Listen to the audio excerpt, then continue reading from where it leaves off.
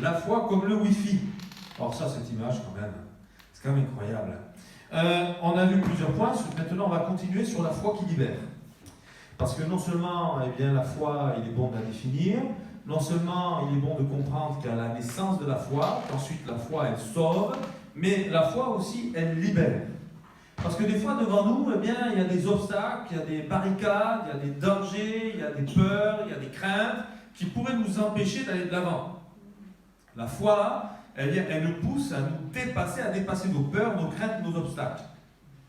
Et quand on voit le récit de David et Goliath, eh bien, on voit que le peuple, il a peur. Imaginez un homme qui fait plus de 3 mètres de haut. Un homme qui est baraqué. Parce que ce n'est pas juste un homme de 3 mètres de haut qui serait gringalé. C'est que Goliath, il est baraqué. C'est une armoire. Et il est lourd, il est fort, il est costaud, il est armé. Il peut porter une armure que je n'aurais jamais pu porter moi-même. Rien que son arme, sa lance, il me faut de 2 mains pour pouvoir la porter. Il est musclé. C'est une armoire à glace. Et lorsqu'il s'approche du peuple d'Israël et qui dit « Faites-moi venir un homme qui combatte contre moi, et celui qui gagnera, eh bien l'autre peuple lui sera soumis. » Ah ben je comprends que les gens ne bossent pas. Quel était l'homme le plus influent, le plus impressionnant d'Israël? C'était Saül. La Bible dit qu'il dépassait tout le monde d'une tête. Et Saül, eh bien, lui, il est dans ses quartiers. Il a les chocottes. Il a peur. Il tremble. Et puis il y a un petit garçon, un petit ado là qui arrive. Il est même plus jeune qu'Étienne à l'époque. Et il arrive, il amène un peu des vivres pour ses frères, aussi pour prendre un peu des santé de ses frères. C'est David. Et quand David entend Goliath, eh bien, son sang, il ne fait qu'un tour. Mais qui est donc cet homme, cet incirconcis, qui ne respecte pas notre Dieu ni son peuple? Et puis on vient le dire à Saül, on fait venir David, on met l'armure de Saül sur David, mais il ne peut pas la porter, il est embarrassé. Donc David va y aller sans artifice, sans armure supplémentaire, il va juste prendre avec lui sa fronde, 5 pierres qu'il va bien choisir. 5 pierres. Et son bâton. Comme quand il s'occupe des brebis de son père. Il a exactement ce dont il a utilisé pour chasser le lion et l'ours. Il n'a pas besoin de quelque chose de plus. Goliath, eh bien, il ne se méfie pas de lui. Goliath le méprise, etc. Et puis David, vous connaissez l'histoire, eh bien, il va terrasser le géant Goliath. David a-t-il fait attention aux paroles de Goliath? Il les a entendues. Il y a des paroles, il y a des mots qui pourraient nous faire peur, qui pourraient nous arrêter, qui pourraient nous angoisser, qui pourraient nous décourager. Mais je rappelle ceci, la foi, ce n'est pas s'arrêter à ce qu'on voit. La foi, c'est voir avec les yeux du cœur, là où Jésus a pris sa place en nous, dans notre cœur. C'est voir avec les yeux de Jésus. Le peuple a peur, le peuple est pétrifié, le peuple n'avance plus, mais pas David. David, lui, il avance, il combat Goliath, il assomme Goliath, il terrasse Goliath, et j'en dirai pas plus parce qu'il y a des enfants. Rien n'a arrêté David, parce que tout ce temps-là, il a gardé les yeux fixés sur Dieu. Et il a conscience que Dieu est plus grand que le lion et l'ours, et que donc Dieu est plus grand et plus puissant que Goliath. La foi a libéré David des paroles de Goliath. La foi était comme un mur protecteur qui empêchait les flèches à travers les paroles de Goliath. On pourrait les imaginer comme des flèches, comme des traits d'arbalète qui viennent pour vous pétrifier, qui viennent pour vous blesser, pour vous anéantir, pour vous empêcher d'aller plus loin. Avec Dieu, David, ça n'a fait aucun effet sur lui. En parlant de flèches, j'ai cette pensée qui me vient à l'esprit. Lorsque dans Éphésiens 6, Paul parle de l'armure du combattant et qu'il dit « Ayant pris avec vous le bouclier de la foi pour éteindre les traits enflammés du malin. » Goliath est comme ce malin qui par ses paroles jette des traits enflammés. La particularité des traits enflammés, les traits, ce sont des carreaux d'arbalète. Les traits. Et la flamme, eh bien, quand c'est enflammé, la flamme, en fait, elle s'éparpille autour de sa cible. Il y a des dégâts collatéraux. une parole amère, lorsqu'on la sort, elle touche sa cible. Mais la personne touchée dans son cœur, qui a besoin de s'exprimer, qui va ressortir avant que Dieu fasse son œuvre en elle, eh bien, il y a d'autres flammes qui vont s'éparpiller chez les gens autour de cette personne-là. Que Dieu nous donne d'avoir le bouclier de la foi pour pouvoir éteindre les traits, arrêter les traits enflammés du malin. David, lui, il n'est pas concerné, il n'a pas peur, il n'est pas pétrifié, il avance parce qu'il avance en ayant la foi en son Dieu. Et que Dieu fasse pareil pour nous. Amen. Amen. Alléluia, c'est bien Mathias. Nous voyons que dans l'Ancien Testament, il faut un juge pour que le peuple avance. Il faut un roi pour que le peuple avance. Ici, il y a Saül, mais il n'avance plus. Parce que Saül est pétrifié de peur. Il faut un prophète pour que le peuple revienne à Dieu et qu'il avance. Il faut un leader animé de foi. Un leader, un responsable, un conducteur, un guide, un berger animé de foi pour que le peuple avance. Si moi, quand je viens, eh bien, je vous dis, oh, je ne sais pas, mais vous savez, j'ai peur, mais peut-être qu'on pourrait essayer de faire une école. Et si je vous parle comme ça, vous allez me dire, Michel, mais tu n'es pas fada un peu, non? Mais si vous écoutez, j'ai un projet, il est formidable. Il y a des risques, voici les risques. Mais ce ne sont que des opinions. Aujourd'hui, on a le recul. Aujourd'hui, on a l'expérience. On peut s'arrêter sur les faits et non pas sur les opinions. Mais avant d'avoir les faits, il n'y a que les opinions possibles. Mais quand on vient avec une certitude, une conviction, eh bien, on peut convaincre aussi les autres. Quand on vient avec de l'assurance, eh bien, on gagne davantage la confiance que si on manque d'assurance. C'est incroyable parce que même dans l'Ancien Testament, eh bien, le peuple avait besoin d'un conducteur. Remarquez qu'il y a même ce responsable, ce chef, eh bien, qui va vouloir qu'on aille consulter Déborah. Mais Déborah dira, mais si je viens, tu n'auras pas la gloire, c'est moi qui l'aurai. Enfin, c'est une façon de parler. C'est pour ça que des fois, on dit les femmes, il doit arrêter avec ça. Parce que c'est Dieu qui qualifie. Fais confiance au Seigneur. Il y a des hommes de Dieu, il y a des femmes de Dieu, il y a des enfants qui sont inspirés par Dieu, et que Dieu nous aide à marcher dans l'humilité et la soumission les uns aux autres.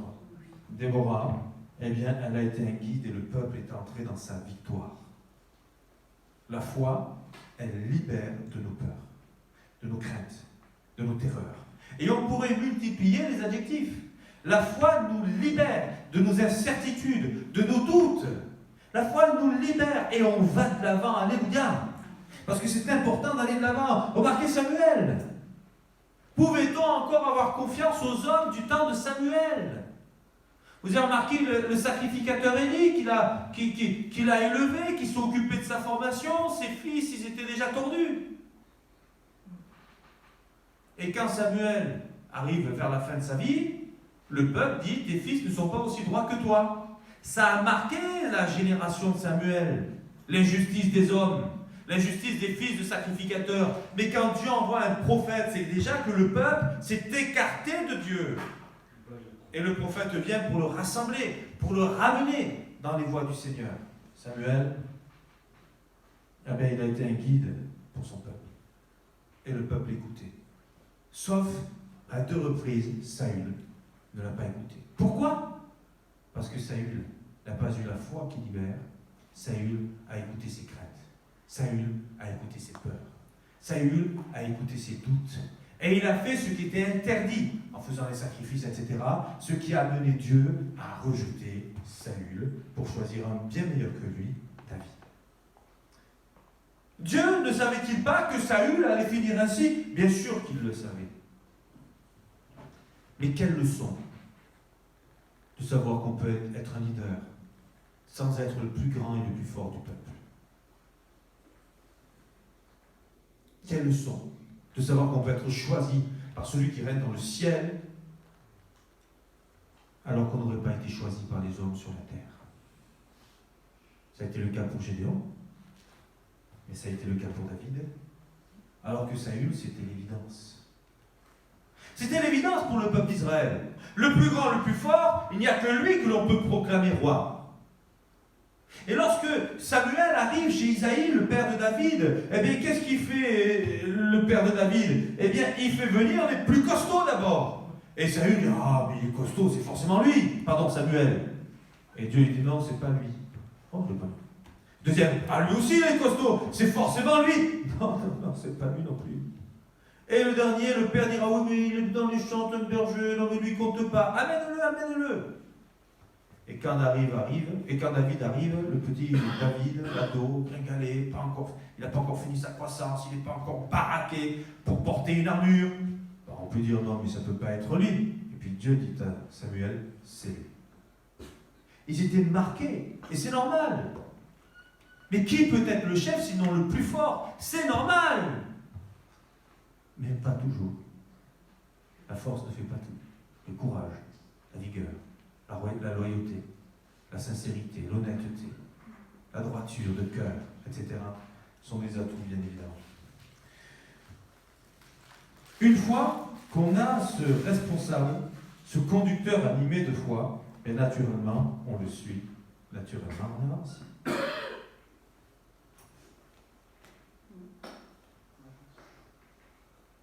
Alléluia.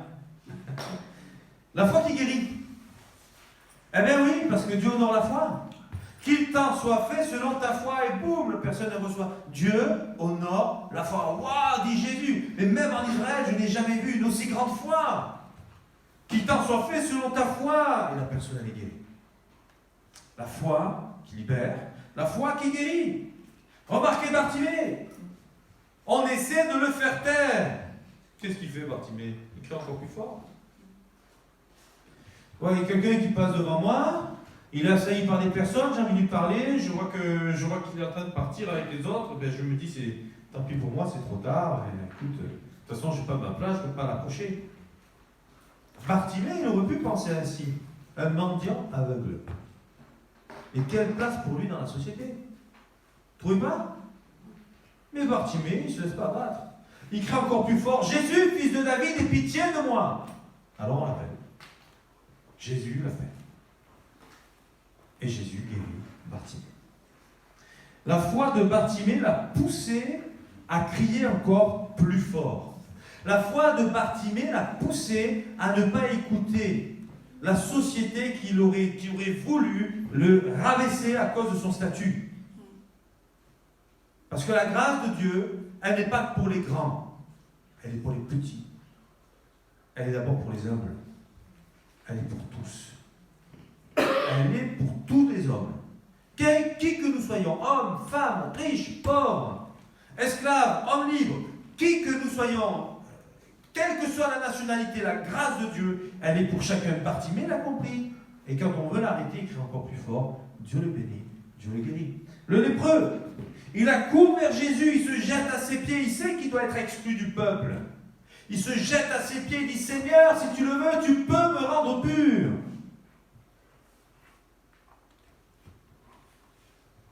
Jésus le touche et lui dit, je le veux, sois pur. Aussitôt la lèpre le quitte. La foi qui guérit. Oui, mais il ne croit pas qu'il peut être guéri, puisqu'il dit, si tu veux. Mais s'il ne croit pas qu'il peut être guéri, il ne court pas vers Jésus. Il accourt vers Jésus. Il se jette à ses pieds. Si tu le veux. Ce qui signifie, tu as le pouvoir de me rendre pur. Est-ce que tu le veux? Parce que moi, si je suis devant toi, c'est que je le veux. Aussitôt la lèpre le quitte. La foi nous pousse à faire des choses qui pourraient sembler être comme de la honte pour celui qui n'est pas croyant. Lorsqu'on fait un appel, si tu veux accepter Jésus dans ton cœur, lève la main. Ah ouais, mais si je lève la main, est-ce que les gens y regardent? On baisse les têtes, on ferme les yeux. Oui, peut-être qu'il y en a qui me regardent, et qu'est-ce qu'on va dire? Et puis, lui, il accourt. Oui, mais il est interdit eh bien, d'être en contact avec le peuple. Il accourt, il se jette à ses pieds. La foi l'a poussé à venir jusqu'à Jésus. La femme malade. Si je peux toucher le bord de son vêtement, je serai guéri. Selon la loi, elle n'a pas le droit de toucher quiconque, sinon elle le rend impur jusqu'au soir. Potentiellement contagieux, potentiellement malade. On n'avait pas toutes les règles d'hygiène comme nous les avons aujourd'hui. Cette dame, imagine, elle est dans la foule. Il y a qui m'a touché? Mais Seigneur, mais la foule qui te passe, tout le monde te touche. J'ai senti qu'une force est sortie de moi. Qui m'a touché? Autrement dit, cette femme n'a pas fait que toucher Jésus. Elle a dû en toucher d'autres. Elle a pris le risque parce qu'elle veut être guérie et elle sait qu'en touchant Jésus, elle peut être guérie là maintenant. Frères et sœurs, quiconque est touché par Jésus, quiconque vient à Jésus pour le toucher, même aujourd'hui, il peut être guéri à l'instant. Mais Jésus, comment je fais pour le toucher? Je ne le vois pas, il n'est pas avec nous, il est présent au milieu de nous en esprit et dans ton cœur, en prière. Tu peux toucher Jésus. Et on le ressent par une paix particulière qui vient au milieu de nous. Le centenier et son serviteur dit un seul mot et mon serviteur sera guéri. Un seul mot et mon serviteur. C'est incroyable. Et si tu dis un seul mot, mon serviteur sera guéri. Putain, mais quelle foi! Il est étranger, il est romain, il n'est même pas. Il est génial, il n'est même pas français. Il n'est pas juif. Il ne fait pas partie de la descendance de Moïse, ni d'Abraham. Et il croit qu'avec un seul mot, son serviteur sera guéri. Mais c'est extraordinaire. Ça me fait penser, eh bien, à cette création. Dieu dit que la lumière soit et la lumière fut. La parole de Dieu, elle crée la vie. La parole de Dieu, elle crée le monde, elle crée l'univers, elle crée le verre, elle crée les plantes, elle crée les poissons, elle crée l'homme et la femme. La parole de Dieu.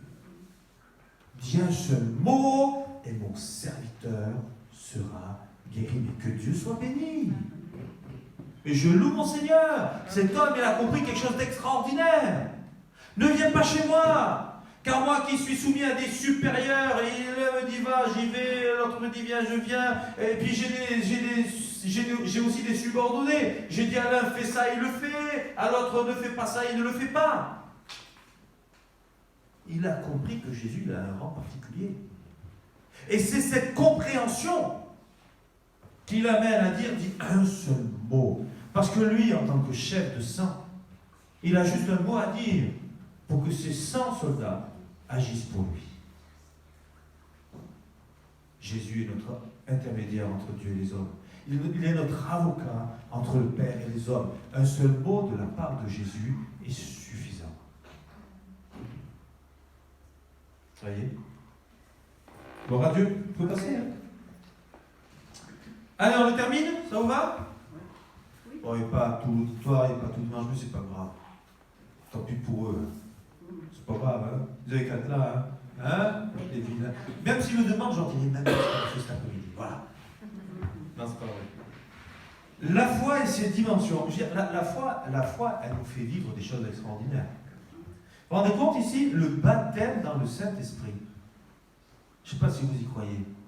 J'espère qu'en tant que chrétien de Pentecôte, pour ceux en tout cas qui sont originaires des assemblées de Dieu, vous y croyez. Quand on vient d'autres milieux, on peut se demander mais qu'est-ce que c'est, je ne connais pas. Mais si vous ne savez pas, venez me voir, je vous expliquerai.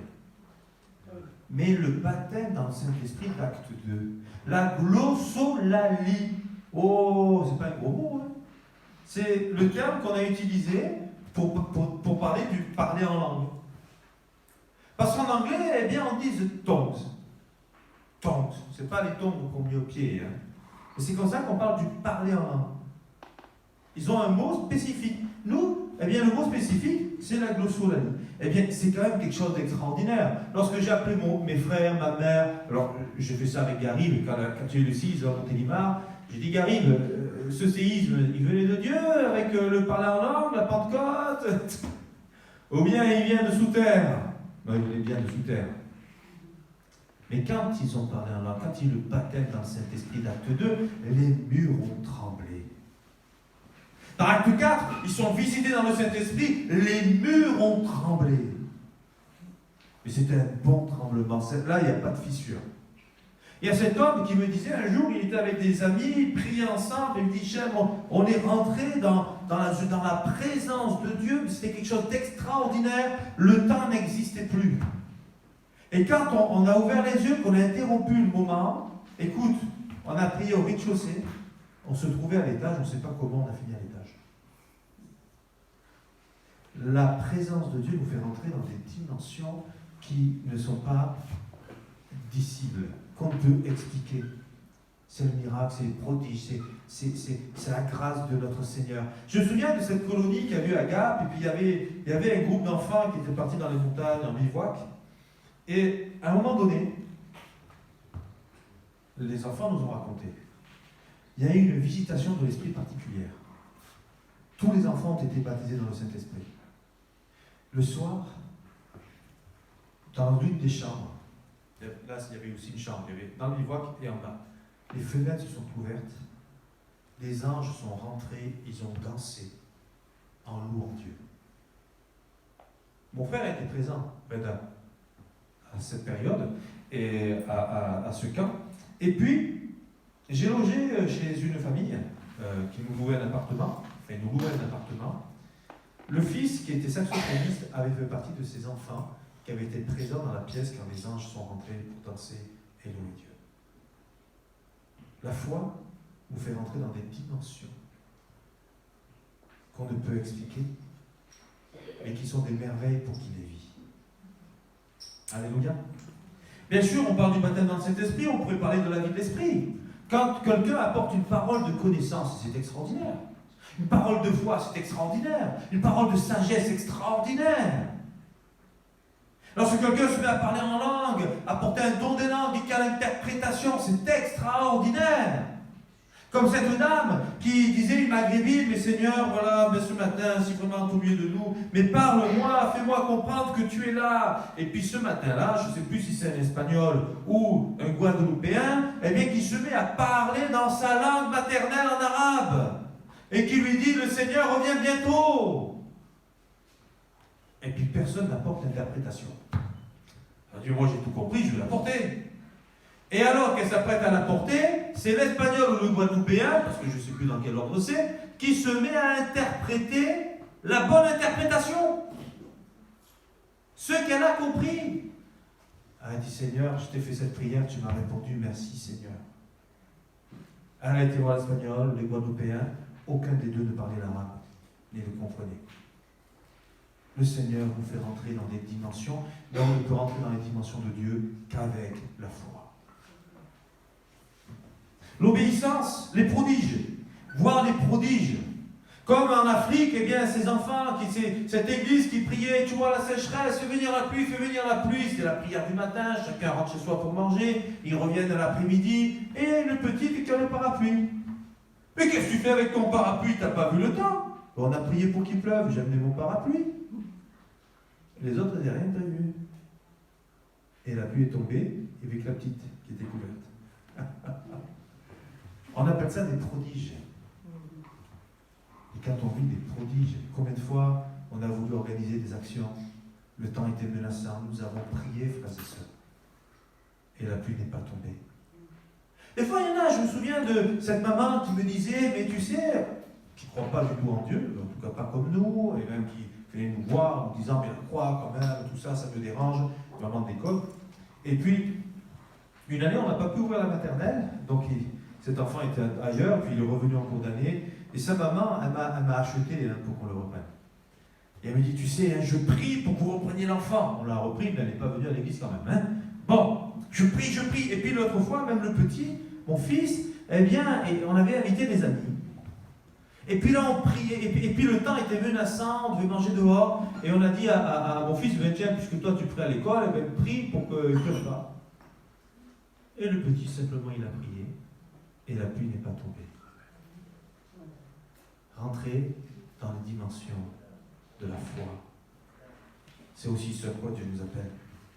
L'obéissance jusqu'à la mort. Mais quelle foi extraordinaire lorsque Jean Hus, qui est en train d'être brûlé, se met à chanter des cantiques. Quelle foi extraordinaire lorsque Jean-Baptiste, eh bien, il est fidèle jusqu'au bout, et on connaît quel sort est le sien à la fin. On peut parler de Pierre, on peut parler de Paul, on peut parler de Jacques, on peut parler de Jean, exilé sur l'île de Patmos à cause de sa foi. Ils ont gardé la foi parce qu'ils ont pu dire, je sais en qui j'ai cru. Le discernement de l'invisible. Discernez ce qui n'est pas visible. Lorsqu'il y a quelqu'un qui se met à vous parler, vous savez que ce n'est pas elle qui vous parle. Il est arrivé de parler à des gens, et puis la personne, elle me parle, je dis, mais je sais que ce n'est pas toi qui me parle. C'est l'esprit qui est en lui. Un mauvais esprit. Lorsque des gens viennent avec des mauvaises intentions, et que Dieu nous donne de discerner ces choses. Lorsque j'étais jeune, je me reprenais. Je me disais, mais Michel, à quoi tu penses? Un jour, j'ai ressenti une chose aussi qui était terrible. Cette fois, j'ai été voir la personne qui en était responsable pour l'informer. J'ai dit, j'ai pas de preuve, mais je ressens ça. Je préfère te le dire pour que tu sois prudent. Discernement des esprits. Discerner l'invisible. C'est aussi entrer dans les dimensions de la foi.